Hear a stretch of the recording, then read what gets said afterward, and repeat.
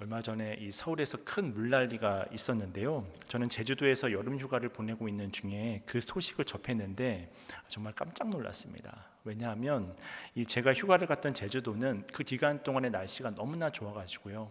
정말 일출도 또 일몰도 너무나 아름다운 광경을 제가 볼 수 있었었는데 어느 날 뉴스를 보는데 서울에 물난리가 났다는 거예요. 정말 뉴스를 찾아보니까 정말 이 차들이 둥둥둥 떠다니고 막 사람들이 물을 막 헤쳐서 막 가기도 하고 막 도로가 막 물에 다 잠기고 그런 모습을 보는데 정말 낯선 장면이었습니다. 정말 제주도 하늘은 너무나 맑은데 서울은 그렇게 물난리가 났다고 하니까 참 낯선 환경을 제가 볼 수 있었는데 이번 피해가 이 80년 만에 이 비가 이렇게 많이 왔었던 그런 피해라고 하더라고요. 근데 저는 이런 물난리를 볼 때마다 잊혀지지 않는 장면이 하나가 있는데 그것은 바로 2011년에 있었던 동일본 대지진이었습니다. 지금도 유튜브를 검색해 보면 이 쓰나미가 도시를 덮치는 그 장면을 또 확인할 수가 있는데 그때는 정말 차뿐만이 아니라 집까지도 다 떠내려가고 그냥 이 형체 자체가 완전히 도시 자체가 사라져 버리는 이제 그런 것들을 제가 본 적이 있었는데요. 그걸 처음 본 광경이니까 아주 큰 충격을 받았던 기억이 남습니다. 그만큼 이제 그 일본 사람들은 지금도 그때의 생각들을 하면서 지진이 일어날 때마다 이제 그런 공포들을 많이 느낀다고 하는데요. 이렇게 지진이 자주 일어나는 일본이 이 20세기 초 귀한 손님들을 모실 수 있는 연빈관을 짓기 위해서 이 미국 근대 건축의 아버지라고 불리는 프랭크 로이드 라이트라고 하는 분을 초청을 했습니다. 영빈관을 지을 땅을 돌아본 이 프랭크 로이드 라이트는 2.4m 아래에 18m의 지능층이 있다는 것을 발견하게 되었고 그래서 이곳은 영빈관을 짓기에는 적합하지 않은 곳입니다 라고 하는 결론을 내리게 되었습니다. 하지만 일본 정부는 그대로 짓기를 원했고 이 부탁을 받았던 프랭크 로이드 라이트는 무엇보다도 일본에서의 건축에서만큼은 지진을 염두에 두어야 한다는 사실을 발견하게 되었던 거예요. 그래서 지금까지 건축에 소개된 적이 없는 방식으로 내진 구조와 지진에 동반되는 화재를 염두에 두고 새로운 시스템을 개발하게 되었습니다. 하지만 안타깝게도 이렇게 최고의 기술을 투입을 해서 완성된 연빈관은 그 당시에 가장 쓸데없는 많은 돈을 들이고 많은 인력과 많은 자원을 낭비한 그런 건물로 칭함을 받게 되었습니다. 그러나 1923년 9월 1일 이 광동 대지진이 일어났을 때 그 지역의 모든 건물이 다 무너졌지만 이 프랭크 로이드 라이트가 건축한 이 연빈관만큼은 전혀 손상이 되지 않았다고 하는 것입니다. 오히려 수많은 사람들의 피신처로 제공이 되면서 사람들로부터 열렬한 찬사를 받게 되었다고 하는 거예요. 이때로부터 전 세계 건축가들은 이 프랭크 로이드 라이트라고 하는 사람의 건축 공법에 관심을 가지고 연구를 하기 시작했습니다. 그렇다면 그의 건축물의 특징은 무엇이냐? 그것은 바로 기초와 구조의 중심을 둔 그런 건축물이었다고 하는 것입니다. 이것은 우리 신앙생활도 마찬가지라고 하는 것인데요. 특별히 오늘 본문은 우리의 인생을 무엇에 비유를 하고 있냐면 건축에 비유를 하고 있습니다. 만약 우리가 우리 신앙의 집을 잘 짓지 못하면 언제라도 우리는 우리 이 세상의 유혹과 시험 앞에 넘어질 수밖에 없는 존재라고 성경은 증언하고 있다고 하는 것입니다. 그렇다면 어떻게 해야 우리가 견고하며 흔들리지 않는 신앙의 집을 지을 수 있을까? 오늘은 본문을 근거로 해서 좀 크게 두 가지로 나누어서 이 말씀의 연애를 함께 나누고자 하는데요. 먼저 첫 번째로 지혜로운 건축자는 누구일까? 그것은 바로 예수 그리스도라고 하는 터 위에 집을 지어야 한다고 하는 것입니다. 우리가 이 인생을 살아가면서 주 안에서 견고하고 흔들림이 없는 신앙생활을 하기 위해서는 바로 예수 그리스도라고 하는 터 위에 우리 신앙생활의 터전을 삼아야 할 줄로 믿습니다. 이것이 바로 성경의 말씀이라고 하는 거예요. 과연 그런지 고린도전서 3장 10절에서부터 11절 말씀을 우리 함께 읽도록 하겠습니다. 시작. 내게 주신 하나님의 은혜를 따라 내가 지혜로운 건축자와 같이 터를 닦아두매 다른 이가 그 위에 세우나 그러나 각각 어떻게 그 위에 세울까를 조심할지니라. 이 닦아둔 것 외에 능히 다른 터를 닦아둘 자가 없으니 이 터는 곧 예수 그리스도라. 아멘. 오늘 성경은 우리가 어디에 터를 잡아야 한다고 이야기를 하고 있습니까? 바로 예수 그리스도라고 하는 터 위에 우리의 인생의 집, 우리 신앙의 집을 지어야 한다고 말을 하고 있다고 하는 것입니다. 그렇습니다. 우리 그리스도인의 삶이라고 하는 것은 내가 얼마나 높은 지에 올랐는지에 따라서 정의가 되어지지 않습니다. 또한 내가 얼마나 많은 물질을 소유했고 얼마나 많은 학식을 가지고 있으며 또 얼마나 많은 인맥을 가지고 있느냐에 따라서 정의되어질 수도 없다고 하는 것입니다. 세상적인 지위라고 하는 것도, 세상의 평판이라고 하는 것도 그것으로 인해서 우리가 기초를 다지고 우리 인생의 기초를 쌓을 수가 없는 것입니다. 그러나 안타까운 것은 많은 순간 우리가 성경을 무시하고 엉뚱한 것으로 우리 믿음의 기반이 이끌려가는 경향성이 있다고 하는 거예요. 특별히 중세 카톨릭이 그랬는데, 분명히 하나님은 순종이 제사보다 좋다고 그랬는데 자꾸 돈을 사랑하고 우상의 거칠애와 화려함과 외형으로 나아가다 보니까 이 중세 카톨릭이 초대교회의 신앙 본질을 다 잃어버렸잖아요. 그래서 종교개혁자였던 그 당시에 칼빈이라든지 루터라든지 이런 사람들이 나온 것이 무엇입니까? 우리가 이 방향을 바꾸어서 다시 한번 신앙의 본질로 돌아가자는 거예요. 기본으로 돌아가자는 것입니다. 예수 그리스도를 믿음의 터로 삼자고 하는 것입니다. 그래서 이때 이들이 외친 구호가 세 가지였는데, 오직 성경으로, 오직 믿음으로, 오직 은혜로라고 하는 이 세 가지 구호를 내뱉었던 거예요. 이렇게 예수 그리스도를 기반으로 신앙생활을 해 나가지 않으면 우리의 신앙생활이라고 하는 것은 언제 무너져도 이상할 것이 없는, 신앙생활의 연수가 것을 우리의 믿음을 보장해 주는 것이 아니라 예수 그리스도라고 하는 믿음의 터전이 없다고 한다면 언제 그것이 무너져도 이상할 것이 없는 그런 우리의 신앙생활이 되어버린다고 하는 것입니다. 오직 우리 인생의 기초는 예수 그리스도가 되어야 하는 줄로 믿습니다. 이렇게 나의 삶의 우선순위를 예수님께 두고 있으면 우리가 이 험한 인생을 살아가다 보면 때론 건강을 잃어버릴 때가 있잖아요. 때론 낮은 자리에 처하게 될 때도 있고 물질적으로도 궁핍한 자리에 처하게 될 때도 있고, 그때 우리 중심에 예수 그리스도가 계시면 그 어려움들을 믿음으로 말미암아 넉넉히 극복하고 승리함이 있게 된다고 하는 것입니다. 또한 때는 우리의 인생이 잘 나갈 때가 있잖아요.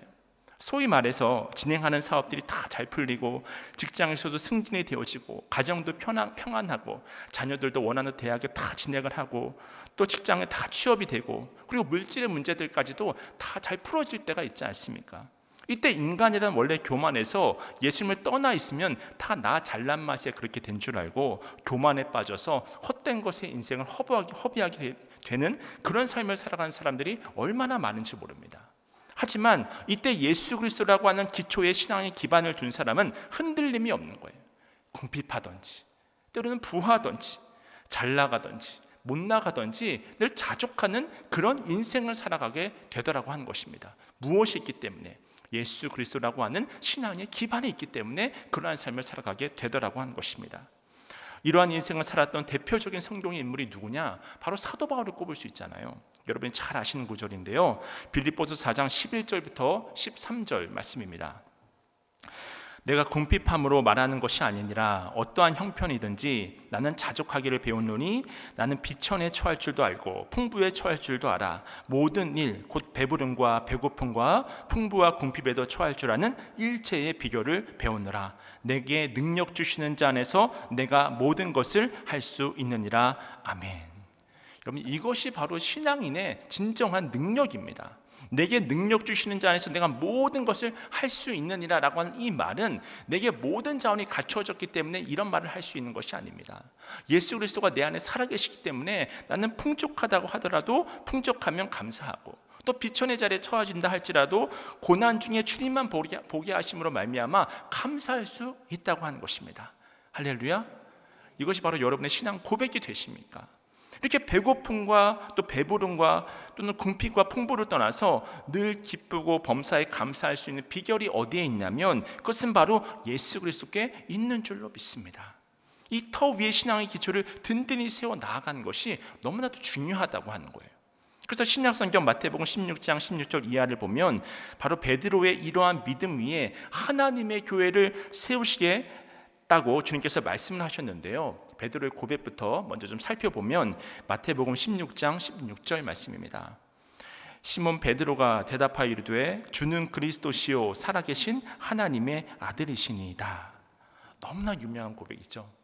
베드로의 이 고백을 들으시고 예수님께서 흡족하셨는지 뭐라고 말씀하셨냐면 마태복음 16장 18절 말씀, 또 내가 내게 이르노니 너는 베드로라. 내가 이 반석 위에 내 교회를 세우리니 음부의 권세가 이기지 못하리라. 아멘. 이 말씀이 무엇입니까? 우리의 삶에, 우리 신앙생활의 기초가 어디 있다고 이야기를 하는 것입니까? 바로 예수님께서 나의 구주와 주님이시라고 하는 그 신앙 고백 위에 근거해야 한다는 거예요. 이것이 우리의 모든 신앙생활의 핵심입니다. 그리고 우리가 이 기초 위에 서 있을 때에만 음부의 권세가 우리를 틈타지 못한 거예요. 악한 마귀 사탄이 한 길로 왔다가 7길로 물러나는 그런 역사는 바로 우리 이러한 믿음 위에 근거한다고 하는 것입니다. 그렇기 때문에 우리 인생의 기초는 예수 그리스도가 되셔야 하는 거예요. 또한 저는 오늘 본문과 비슷한 논지의 말씀을 신약 성경에서 찾으라고 한다면 주저없이 마태복음 7장 24절부터 27절까지의 말씀을 꼽을 것인데요, 거기에 또 어떤 말씀이 있냐면, 그러므로 누구든지 나의 이 말을 듣고 행하는 자는 그 집을 반석 위에 지은 지혜로운 사람 같으니 비가 내리고 창수가 나고 바람이 불어 그 집에 부딪히되 무너지지 아니하나니 이는 주추를 반석 위에 놓은 까닭이요 나의 이 말을 듣고 행하지 아니하는 자는 그 집을 모래 위에 지은 어리석은 사람 같으리니 비가 내리고 창수가 나고 바람이 불어 그 집에 부딪힘에 무너져 그 무너짐이 심하니라. 이것이 바로 주님의 말씀이라고 하는 것입니다. 그렇다면 여러분의 이 험한 인생을 살아가시면서 언젠가는 사라질 그 모래 위에 인생의 집을 세우고 계십니까? 아니면 예수 그리스도라고 하는 반석 위에 여러분의 인생의 집을 세우고 계십니까? 그래서 오늘 말씀을 들으면서 스스로의 삶을 돌아보실 수 있어야 된다고 하는 거예요. 여러분, 다윗을 보세요. 다윗은 하나님이라는 터 위에 인생의 기초를 세웠습니다. 시편 23편의 대표적인 고백은 무엇이냐면 여호와는 나의 목자시니 내가 부족함이 없나이다라고 하는 고백이잖아요. 다윗의 너무나도 유명한 고백이 아닙니까?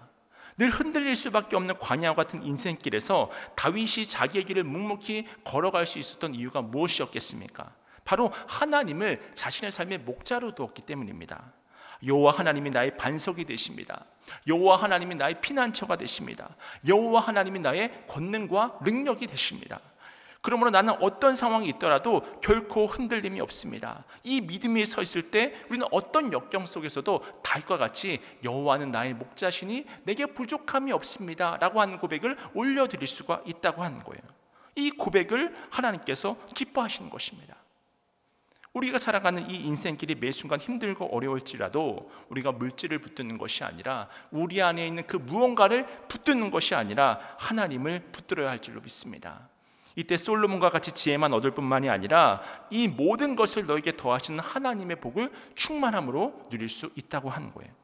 그렇게 내 영혼이 잘된 같이 범사에 잘되는 축복을 여러분이 누리실 수 있기를 주님의 이름으로 축원을 드립니다. 우리가 이제 예수님의 터 위에 우리의 집을 지어야 함을 깨달았는데요, 그렇다면 두 번째로 어떤 재료로 이 집을 완성해야 할까? 터는 예수님을 통해서 세웠습니다. 어떻게 무엇을 가지고 우리가 이 집을 완성하며 살아가야 할 것일까? 그것은 바로 예수 그리스도라는 터 위에 타지 않는 재료로 집을 지어야 한다고 하는 것입니다. 과연 그런지 오늘 본문 말씀 고린도전서 3장 12절 말씀을 함께 읽도록 하겠습니다. 시작. 만일 누구든지 금이나 은이나 보석이나 나무나 풀이나 지프로 이 터 위에 세우면, 우리가 오늘 본문 말씀을 통해 보면 이 집을 짓는 재료들이 총 이 6가지가 열거되고 있지만 크게 좀 2가지로 분류해서 살펴볼 수 있다고 생각을 합니다. 바로 불에 들어가면 타버리는 나무나 또 풀이나 또 집과 같은 것들이 있고요, 불에 들어가도 견딜 수 있는 금이나 은이나 보석으로 구분이 되어진다고 하는 거예요. 그래서 바울은 뭐라고 계속 이어서 설명을 하고 있냐면 오늘 보면 13절부터 15절까지의 말씀도 함께 읽도록 하겠습니다. 각 사람의 공적이 나타날 터인데 그 날이 공적을 밝히리니 이는 불로 나타내고 그 불이 각 사람의 공적이 어떠한 것을 시험할 것임이라. 만일 누구든지 그 위에 세운 공적이 그대로 있으면 상을 받고 누구든지 그 공적이 불타면 해를 받으리니 그러나 자신은 구원을 받되 불 가운데서 받은 것 같으리라. 아멘. 이 말이 무슨 말이냐면 바로 마지막 때에는 어떤 심판이 있냐면 불의 심판이 있게 된다고 하는 것입니다. 그때 우리는 타는 것으로 우리 인생의 집을 짓는 것이 아니라 마치 모래 위에 우리 인생의 집을 지을 때 다 무너져 내릴 수밖에 없지 않습니까? 마찬가지로 예수 그리스도라고 하는 그 터 위에 우리 인생의 집을 지을 때 타는 것을 가지고 짓는 것이 아니라 타지 않는 것을 가지고 우리 인생의 집을 지어야 한다고 이야기를 하고 있다고 하는 거예요. 우리가 성경을 보면 다가올 심판은 불의 심판이라고 이야기를 하면서 이 베드로후서 3장 12절은 이렇게 이야기를 하고 있습니다. 하나님의 날이 임하기를 바라보고 간절히 사모하라. 그 날에 하늘이 불에 타서 풀어지고 물질이 뜨거운 불에 녹아지려니와. 예수님이 재림하실 때의 심판은 이제 노아의 홍수 때와 같은 이 물의 심판이 아니라 바로 불의 심판이 임한다는 거예요. 홍수 정도가 아니라 불이라고 하는 것입니다. 그래서 베드로후서 1장 4절은 또 뭐라고 이야기를 하냐면, 이로써 그 보배롭고 지극히 큰 약속을 우리에게 주사 이 약속으로 말미암아 너희가 정욕 때문에 세상에서 썩어질 것을 피하여 신성한 성품에 참여하는 자가 되게 하려 하셨느니라. 그 신성한 성품에 참여하기 위하여, 다시 말하면 구원받은 주의 백성으로 살아갈 수 있도록 하기 위하여 세상 가운데 살아가면서 불타서 다 없어져 버릴, 모래와 같이 다 무너져 버릴 그 모든 정욕들을 피하라고 하는 것입니다. 대신에 다만 그 금이나 음이나 보석 같은 것을 모으는 일에, 그것을 유지하는 일에 더 힘을 쓰라고 권면을 하는 거예요. 그래서 베드로후서 1장 5절에서 7절 말씀에는 그것들이 무엇인지를 어떻게 설명을 해주고 있냐면 이렇게 설명을 해주고 있습니다. 베드로후서 1장 5절에서 7절 말씀입니다. 그러므로 너희가 더욱 힘써 너희 믿음의 덕의 지식을, 지식의 절제를, 절제의 인내를, 인내의 경건을, 경건의 형제 우애를, 형제 우애의 사랑을 더하라. 아멘. 결국은 믿음으로부터 시작해서 쭉 쌓아 올리는데 그것이 바로 최종적으로는 사랑으로 끝이 나는 것입니다. 그래서 믿음으로 시작해서 하나님 사랑과 이웃 사랑이라고 하는 하나님께서 말씀해 주신, 예수님께서 말씀해 주신 사랑의 이중 계명을 실천하며 우리의 인생의 집을 지어 나갈 수 있을 때 하늘의 상급이 우리에게 주어진다고 성경은 약속하고 있다고 하는 거예요. 그래서 마태복음 25장은 천국의 비유를 이렇게 이야기를 하고 있는데요, 이 말씀을 보면 하나님 나라에 어떤 사람이 들어갈 수 있는지, 또는 어떤 사람이 자기 인생을 아름답게 살아왔는지를 말씀하고 있는데, 그 중에 양과 염소의 비유가 31절에서부터 46절까지에 나와 있습니다. 그 본문을 보면 하나님께서는 오른편에 있는 양 같은 사람들은 위로하고 축복하시지만 이 왼편에 있는 이 염소와 같은 사람들은 아무것도 한 것이 없다고 말씀하시는 거예요. 이때 염소와 같은 사람들이 변명하면서 항의를 합니다. 왜냐하면 자신들이 주님을 위해서 여러 가지 일을 했다고 생각했기 때문입니다. 근데 주님께서 말씀하시는 거예요. 그래, 너희들이 분명 봉사도 많이 했고 일도 많이 했고 물질도 많이 들였을지 모르겠다. 하지만 정말 그러한 일들이 주님을 위한 것이었냐, 아니면 너 자신을 드러내기 위한 것이었냐. 절대로 주님의 일을 핑계 삼아서 자기 자랑을 일삼지 말라고 말씀하고 계시다고 하는 거예요. 그런 의미에서 오늘 살아가는 여러분은 얼마나 주님을 만날 준비를 하고 계십니까? 사실 저 개인적으로는 오늘날의 한국 교회의 모습을 볼 때마다 좀 아찔한 마음이 들 때가 있습니다. 지금 바깥에서 밀려오는 세속화의 거센 물결이 얼마나 빠르게 이루어지고 있는지 모릅니다. 그래서 마귀들이 문화라는 이름으로 심판날에 다 타버릴 것들로 이 교회 가운데 침투하고 있습니다. 이 교회를 향한 세속화의 물결이 얼마나 무서운지 모릅니다. 그런 의미에서 사실 저는 저희 아이들이 아직 어림에도 불구하고 이 자녀 교육을 함에 있어서 늘 그런 어떤 이 두려움이 있는 거예요. 왜냐하면 세상이 너무나 악함과 동시에 너무나 교활하게 우리 아이들을 거짓의 영으로 이끌어가고 있기 때문입니다.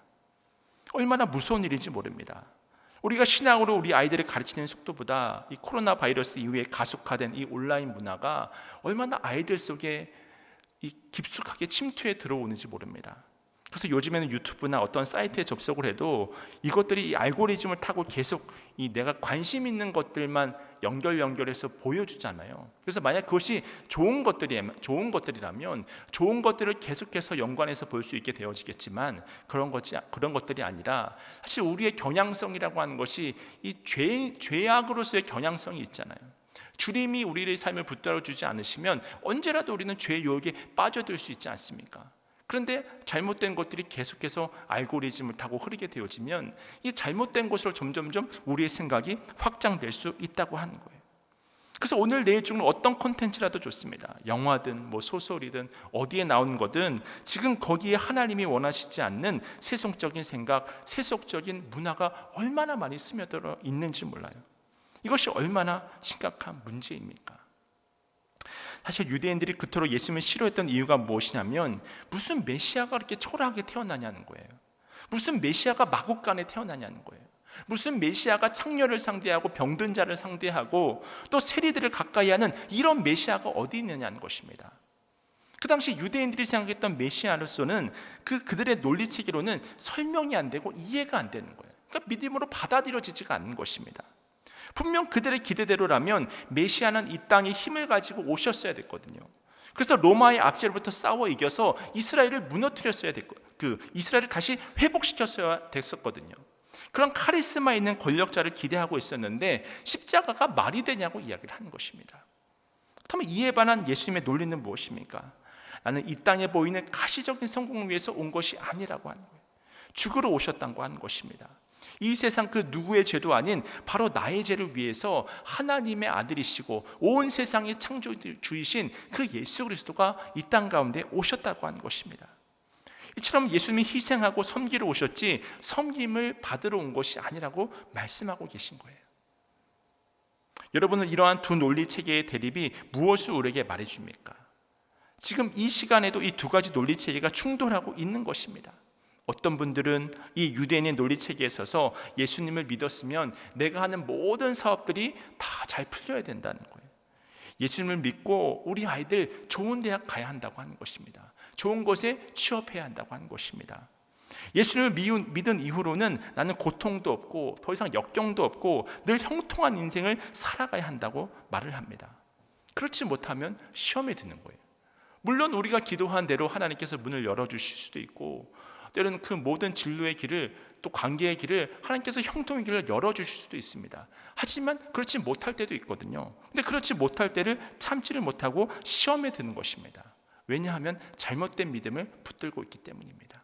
탈 것들로 우리 인생의 기초를 세워가고 있기 때문입니다. 세상 사람들이 로마 황제 붙잡아서 저렇게 화려한 왕궁을 건설했다면 나는 이제 예수님을 붙잡아서 저것들보다 훨씬 더 화려한 인생을 살아야겠다. 혹시나 여러분이 이런 생각을 가지고 있다면 그 생각은 예수님의 관점이 아니라 유대인들의 논리라고 하는 거예요. 물론 오늘 우리가 기도할 때 우리 하나님은 우리가 원하는 그 모든 것을 채워주실 수 있는 능력이 한이 없으신 하나님이 되십니다. 그러나 여러분 예수 그리스도를 신앙의 기초에 두고 있는 우리가 그것이 목적이 되어서는 안 되잖아요. 우리 신앙인의 고백은 무엇입니까? 다윗의 고백이 무엇입니까? 여호와는 나의 목자시니 내게 부족함이 없나이다. 내게 능력 주시는 자 안에서 내가 모든 것을 할 수 있다라고 하는 그 고백의 앞절에는 무엇이 있었습니까? 내가 어떤 상황에도 움직일 수 없는 하나님 앞에서 자족할 수 있는 일체의 비결을 배웠을 때 내게 능력 주시는 자 안에서 모든 것을 할 수 있다고 하는 것이 바로 사도 바울의 고백이 아니었습니까?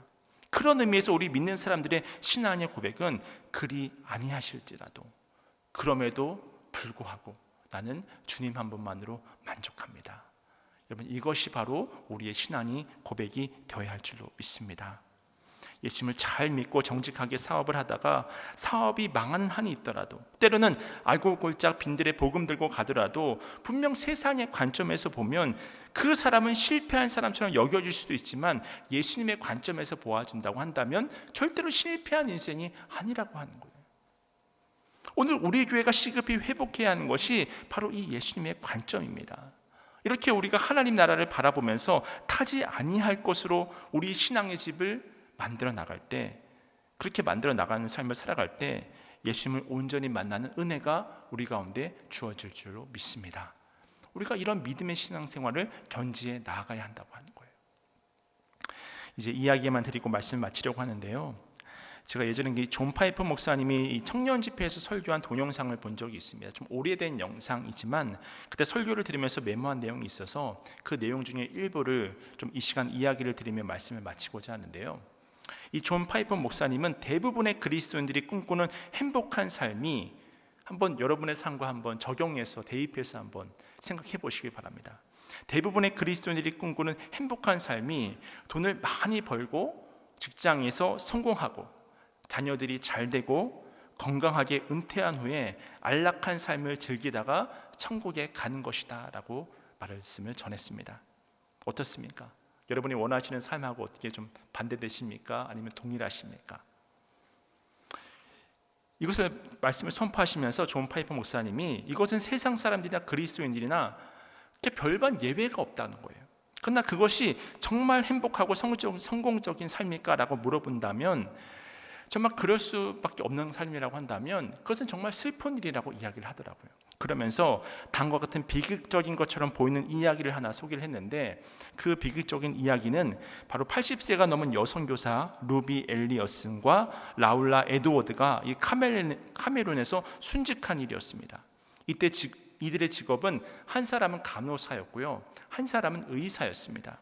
이들은 평생 독신으로 살면서 오직 한 가지 일, 주님의 마음을 품고 불쌍하고 고통스러운 가운데 살고 있는 이 아프리카 사람들을 섬기며 복음을 전하는 삶을 살아오셨던 분들이었습니다. 순교하던 바로 그날까지도 아프리카 그 카메룬의 어느 산악 지역에 이 마을로 운전을 하러 가는데, 자동차의 브레이크 파열로 갑자기 차가 멈추질 않아서 절벽에서 떨어져서 추락사를 했다고 하는 거예요. 이때 존 파이퍼 목사가 청년들에게 큰 소리로 물었습니다. 이것이 정말 비극입니까? 그러면서 잠시 말을 멈추었다가 이렇게 말을 다시 이어갔습니다. 지금부터가 중요한데요, 이렇게 말했습니다. 80세가 넘은 이 두 여인이 자신들과 비슷한 연령대의 대부분의 사람들이 은퇴하고 휴양지나 요양원에서 안락한 여생을 보내고 있을 때 평생 주님을 위하여 힘들고 고통스러운 삶을 살아가는 이들을 섬기다가 순간 주님의 품에 안기게 된 것이 과연 비극이라고 우리가 말할 수 있겠느냐는 거예요. 영광스러운 삶이 아니겠느냐는 것입니다. 그러면서 단호하게 그렇게 말을 했다고 하는 것입니다.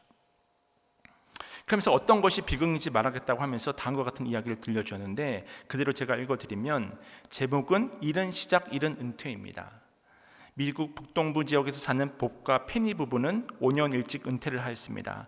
밥은 59세이고 페니는 51세입니다. 그들은 따뜻한 플로리다로 내려가 거기서 집을 샀습니다. 그리고 보트도 샀습니다. 평소에는 소프트볼을 하며 지냅니다. 그리고 희귀한 조개 껍질을 취미로 모으고 있습니다. 그리고는 잠시 말을 멈추다가 말했습니다. 여러분, 이것이야말로 비극이라고 이야기를 했습니다. 그러면서 안타깝게도 많은 미국의 수많은 크리스천들이 이런 비극적인 삶을 동경하고 있다고 그렇게 말을 하더라고요. 그리고 세상의 온갖 매스컴들이 이러한 삶을 행복이라고 부추기고 있다고 그렇게 말을 하더라는 것입니다. 저도 얼마 전에 유튜브 채널을 하나 보았는데요, 어떤 부부가 이 자신의 전 재산을 자신이 유망하게 보는 회사인 이 테슬라 주식으로 사고 이제 일상은 세계 여행을 하는 채널이었어요. 많은 사람들이 이 여행에 대한 이 갈급함이 있잖아요. 세계 여행을 채널이었습니다. 세계가 이렇게 넓은데 한국에서만 산다는 것은 말이 안 된다. 그래서 처음에는 한 달씩 이렇게 전세를 옮겨가면서 살더라고요. 전세가 아니죠. 월세를 이렇게 내면서 한 달씩 거주 지역을 옮기면서 살다가 이제는 해외에 나가서 해외를 계속해서 옮겨다니면서 살아가고 있는데, 그러면서 노후는 테슬라 주식을 통해서 보장을 받고 이제 본인들은 세계 일주를 하면서 매일매일 여행 콘텐츠를 찍으면서 유튜브로 이제 생활들을 하고, 그러면서 자신들이 진정 행복한 삶을 살아가고 있다고 이야기를 하고 있더라고요. 그래서 제가 밑에 댓글들을 보니까 역시 제 예상대로 많은 사람들이 부러움에 일색인 거예요. 나도 저런 삶을 살고 싶다는 거예요. 너무나 행복해 보인다는 거예요. 나도 저런 삶을 살았으면 좋겠다고 수많은 댓글들로 가득 차 있었습니다. 그러니까 구독자가 30만 명이나 되었죠. 저 또한 그 내용을 보면서 저렇게 사는 것이 정말 가치 있는 삶일까? 사람마다 가치 판단이 다를 수 있지만 저렇게 사는 삶이 과연 가치 있는 삶일까? 그런 의문은 들더라고요. 정말 가치 있는 삶일까? 아닐 것 같은데. 하나님이 원하시는 삶은 저런 삶은 아닐 것 같은데. 그런 생각이 들더라고요. 다시 존 파이퍼 목사님의 설교로 돌아와서 존 파이퍼 목사님은 이렇게 자신의 설교를 마무리하였습니다. 이러한 삶을 동경하지 마시기 바랍니다. 이 비극적인 삶을 쫓아가지 마시기 바랍니다. 좋은 집, 좋은 차, 좋은 가족, 좋은 직장, 즐거운 은퇴, 조개 껍질 모으기가 전능하신 창조자 하나님 앞에 서기 전에 당신의 모습이 아니길 바랍니다. 창조주 앞에서 이것을 보십시오. 제 집을 보십시오. 제 차를 보십시오. 제 몸을 보십시오. 제가 모은 이 이쁜 조개 껍질들을 보십시오. 이것이야말로 비극입니다. 여러분의 삶을 낭비하지 마시기 바랍니다 라고 설교는 마무리되었습니다. 마찬가지로 저는 물어보고 싶습니다. 여러분의 삶을 낭비하지 마시기를 주님의 이름으로 축원을 드립니다. 모두가 다 한정적인 인생을 살아갑니다. 여러분은 지금 마지막 때에 어떤 삶을 살아가고 계십니까? 저도 그리 길지 않은 짧은 목회 경험이지만 날마다 말씀의 진리 앞에 내 자신을 돌아봐서 스스로 거룩의 자리를 힘써 지키기를 힘써 나아가고, 또 내게 주어진 한 영혼을 최선을 다해 섬기며, 또 그들이 주님의 온전한 제자로, 또 하나님의 온전한 자녀로 성장하는 것을 보는 것처럼 가치 있는 것은 없더라고요. 우리의 삶의 모양은 다 다를지라도 우리가 예수 그리스도를 기초에 두었다고 한다면, 우리가 예수 그리스도를 기초에 두고 인생의 집을 짓는 사람들이라고 한다면, 이 세상의 탈 것들로만 우리의 인생의 집을 짓는다고 한다면 어떻게 우리가 세상 가운데 거룩한 그리스도인이 되고 구별된 자라고 말을 할 수가 있겠습니까? 세상이 좋게 보지 않는 좁은 길, 또 세상이 좋게 보지 않는 십자가의 길, 역설이지만 그곳에 하나님의 복이 있다고 말씀하고 계십니다. 그곳에 하나님의 풍성한 은혜가 있다고 이야기를 하고 있습니다. 세상은 알 수도 없지만, 세상은 줄 수도 없지만, 세상은 그것을 즐겨 하지도 않지만 우리는 주님이 우리 안에 살아 계시기 때문에, 또 주님이 우리 안에서 역사하고 계시기 때문에 일생을 살아가는 동안 세상의 조류에 휩쓸려 가지 않고 구별된 자로 가치 있는 인생, 십자가 길을 온전히 걸어가는 인생, 그런 길을 걸어가심으로 말미암아 주님께서 부여해 주시는 풍성한 은혜를 날마다 충만함으로 누리시는 삶을 살아가실 수 있는 여기 모인 모든 주의 자녀들이 되시기를 주님의 이름으로 축원을 드립니다.